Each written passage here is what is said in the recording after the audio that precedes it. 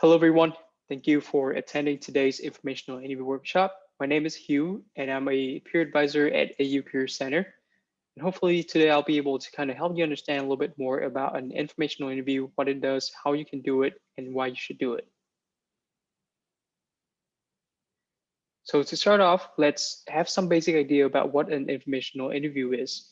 It's basically a meeting with a professional to discuss her backgrounds, career paths, and gain insights into a particular position. Assuming that you are currently a student, you have a particular interest in within a position at a company you want to work for, you can start reaching out to the people at that company within that position that you want to have a conversation with so that you can start developing a knowledge about what the position entails and whether or not that is something that you want to see for yourself in the future. So why should you do something like an informational interview? First of all, it helps you understand more about the role that you think you might be interested in. And second of all, and most importantly, I think it also helps you build the kind of long-term friendships that can support your journey and career goals. So now that you've identified the company, you've identified the role that you want to apply into, it's important to understand that there are also a lot of other candidates share a similar interest to you. And so for them, the employers to distinguish between the good candidates and versus the I'm quite interested candidates, it's important for them to know that there are some distinguishing factors that go into your application, and these relationships can contribute to those distinguishing factors. That being said, I think it's important to remember that this is a conversation. So it is not only an opportunity to learn more about the other person's background, I believe it's also a great opportunity for you to demonstrate your interest, the kind of environment that you want to be a part of, the kind of tasks that you're interested in working on, and the kind of people that you are looking to collaborating within your prospective employer in the future. And so it's a chance for the other person as well to learn more about you as a person and the kind of interest and the kind of interest that you have, whether or not it's related to their company or not. The reason why I wanted to bring this point up is because more often than not, even in my own experience, when I first had the conversation with other people, I often found myself um, to categorize myself as somebody with little experience. While that is true in the sense that I have little experience in the area that I want to go into, that's why I'm having the conversation, but doesn't disregard the fact that I'm also a person with a lot of enthusiasm, a lot of interesting ideas, a lot of interesting projects I've been able to work on, which can translate into this particular position. And so it's important to understand that your background is also very important, and understanding your background and what you have to offer to the other person is equally important. So how should we communicate within an informational interview? I believe that there are a couple ways depending on the kind of settings that we're in. Um, First of all, you need to prepare for the informational interview, of course. In order to do this, you can look up the other person's profile on LinkedIn. This helps you understand their backgrounds, including their education, where they went to school, and their professional experience. I would also recommend you to have a notebook in which you can jot down notes during the call and prepare questions prior to the call. Understanding their education and professional experience gives you an insights into the kind of person as well as the kind of environment that they're in. For example, if their background features um, um, careers within the public service, it is highly likely that the other person is interested in politics, public discourse, and is a pretty good conversationalist, I would say. Uh, Whereas if you are looking for a role within that, a more technical role, it is probably likely that the other person is quite analytical and would like to see some examples that you can showcase during the call.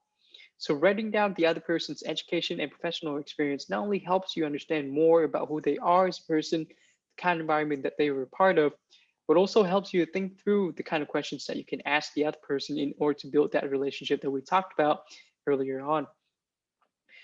Finally, is there a distinction between a screener call versus an informational interviews? Definitely, a screener call is probably where you actually have your first round interview or the first call with either a recruiter or a junior position or junior person at the company that you're applying to. So a screener call can determine whether or not you'll proceed in the interview process or you'll stop there.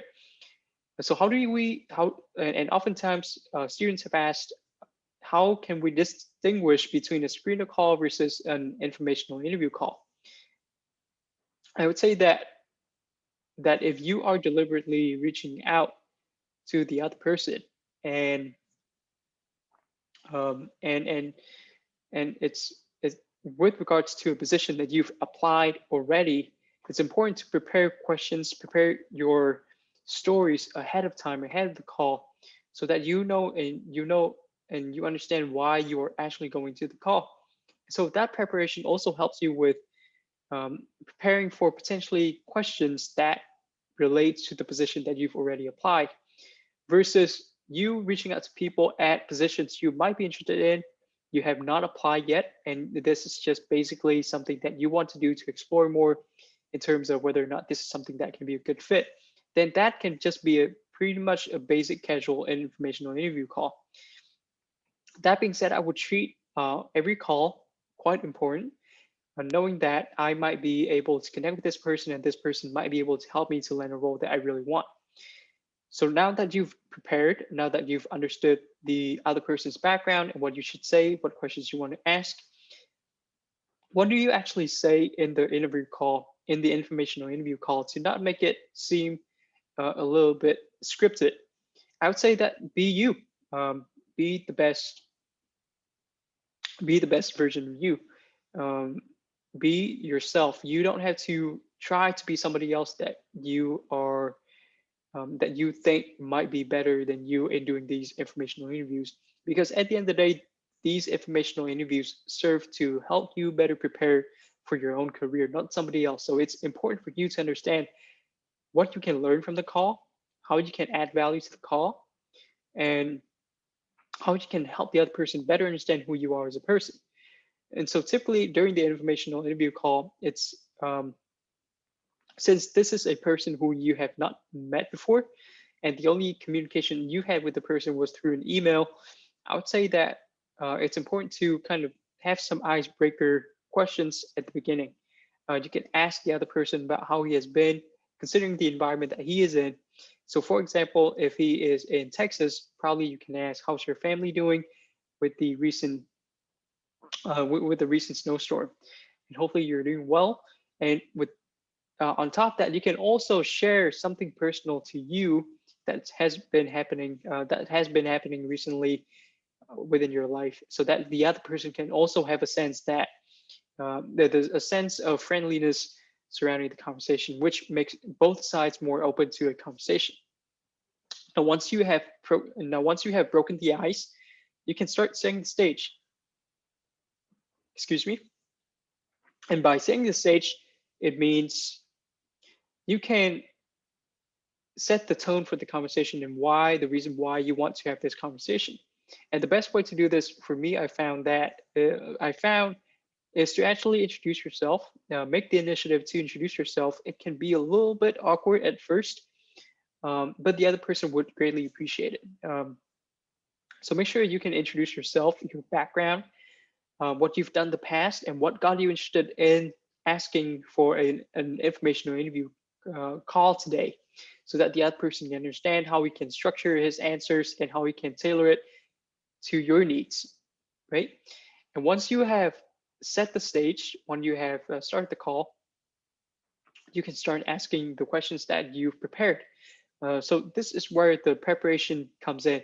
The questions that you prepared before now comes very handy, because now you can start asking questions with regards to the position that you are looking into. And these can be, I believe that in order to have a really good conversation, it's encouraging if the other person continues to speak, continues to share his or her experience.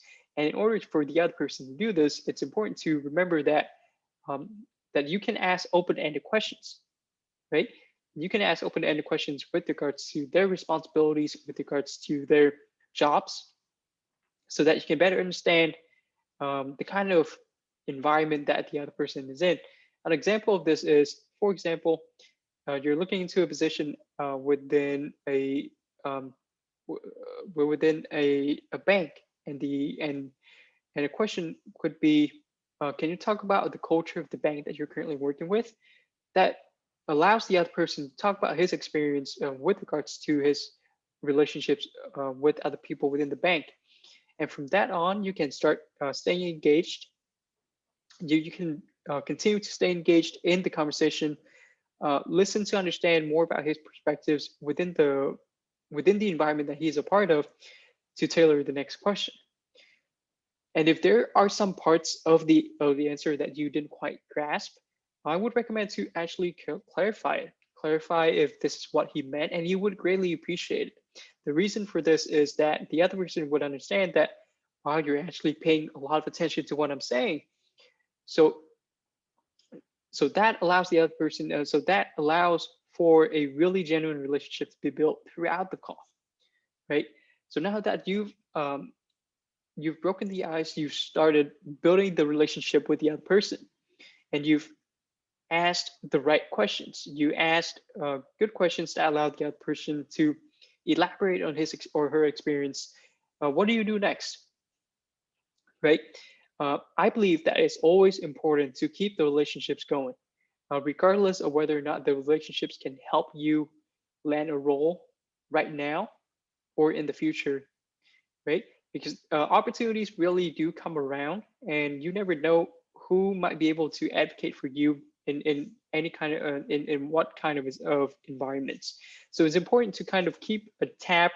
I would recommend you to keep a tab, a Google Sheet that has the list of contacts that you've reached out to and you've had conversations with. And every once in a while, you can reach out back to them, give them a brief updates, and ask them, maybe if you need to, ask them to get on a call to check in to see if there's anything new with them as well, and to see how we can as how we can, you and the other person, proceed from here in order for you to kind of land a role at the company, right? Um,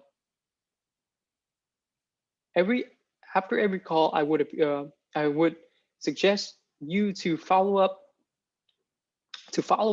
with an email saying, stating your appreciation of the other person, and this should be genuine.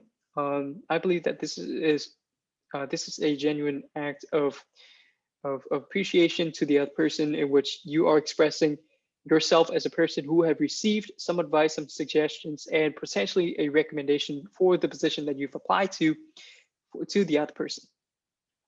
This allows the other person um, to be to really have a strong and positive experience and positive um, notion about you and who you are, right? And sometimes it can get a little bit confused, because you're trying to be yourself and you're not trying to please the other person, but now you're writing follow up. So what I would say is trying to be you and be your authentic self, and just do what and ask genuine questions, right? Because you're interested in the position and you're interested in the experience that the other person has. So it's very important to ask the questions that you find valuable in, and appreciate that for the knowledge that you've received.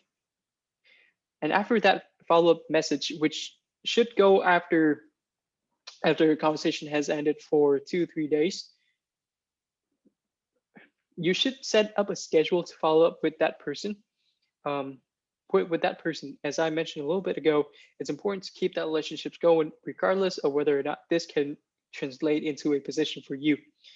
Because you never know what the kind of relationships that you can develop and how that will be so helpful for you in the future. And to move forward, I would highlight a couple things that can help you understand more about the nature of informational interviews to potentially help you to stay and have a more effective conversation. So the first thing is, it is a relaxed conversation. It is an opportunity for you to develop an interest in a particular field and the person that you are speaking to. So it's not required that you have a background or you have experience in the position in the other person's in the other person's position for you to have a meaningful conversation. As long as you understand that you are here to learn, and it's totally fine if you to make mistakes, because we all do make mistakes. um, and understand that the knowledge that the other person has is quite important.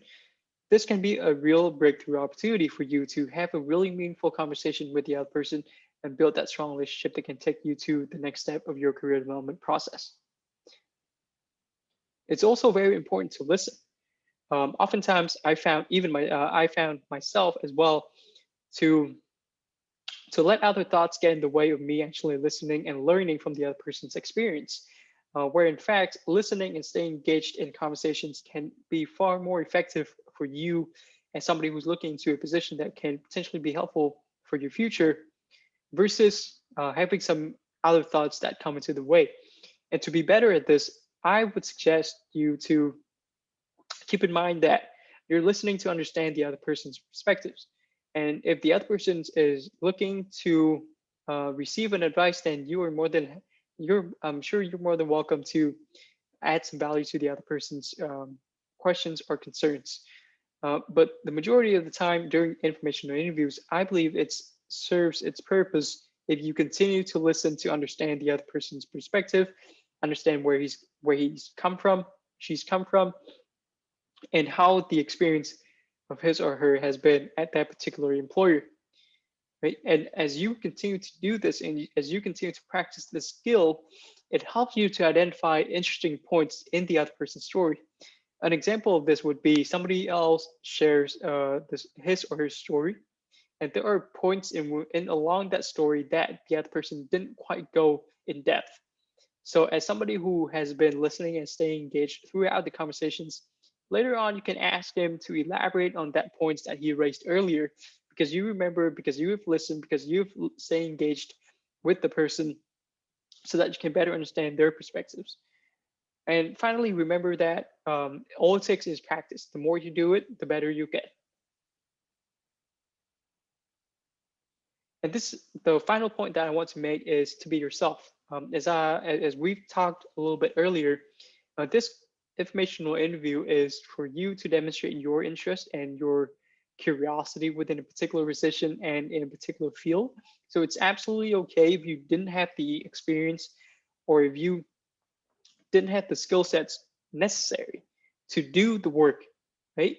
Oftentimes companies, and the reason why I said that is because oftentimes companies do provide trainings for new hires. So qualifications in terms of skill sets wise is often something that we typically make up within ourselves. And so in order to have a very effective conversations, I believe that it's important to stay authentic to yourself, be who you are, and really ask questions that you yourself really are interested in knowing more.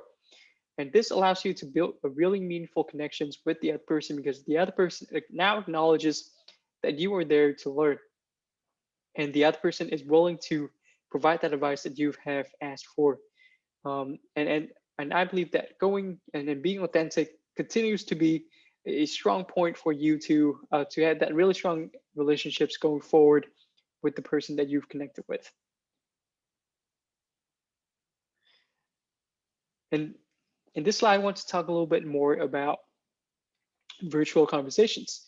As you are fully aware, the current environment that we are in is quite seclusive. Most of us spend our time with computers, and so oftentimes we also have conversations either through our phone or computers, and that sometimes limits to the number of people that we can speak to, and also the ability to really elaborate on an answer that you want some feedback on for a particular interview. So Handshake does offer something called Big Interview, which is a platform that students can practice their interviewing skills to receive feedback from an AI enabled platform, right? So if you log on to Handshake and you click on Career Center Resources, you can go to Big Interview and you can scroll through the number of questions that they have available and start practicing your interviewing skills. Start practicing some of the answers that you can provide to the other person or through your interview process and receive immediate feedback. With that being said, I want to conclude with something that may help you it may help you able to develop stronger connections. Becoming a good listener, you are able to connect with others on more levels and develop stronger and deeper relationships. This is a quote from John Maxwell, who is a success coach and executive coach, and I believe that it is a really great, it is a really good reminder for everyone to kind of remember that it is important to to listen to the other person's perspective, and it serves not only you as somebody who wants to learn more, but also the other person as the other person becomes more appreciative of your effort of being a good listener to the other person. And this helps deepen the relationships going forward as you continue to be someone who is willing to listen to the other person's perspectives while others may not. So with that said, thank you so much for tuning in. And you can reach out to us at the AU Career Center through aupeeradvisors@gmail.com. We do host drop-in hours on Monday, Tuesday, Wednesday, and Thursday from 10 a.m. to 12 p.m. And again from 2 p.m. to 4 p.m. As well as on Tuesday and Thursday from 6 p.m. to 8 p.m. This is our Zoom ID. If you have any questions, please feel free to email us, or you can also follow us on our Instagram profile at auccphs.com, auccphs. With that being said, I appreciate you for tuning in, appreciate you for listening to me, and I wish you all success in your career development journey. If there's anything else I can help with, please feel free to reach out. Thank you.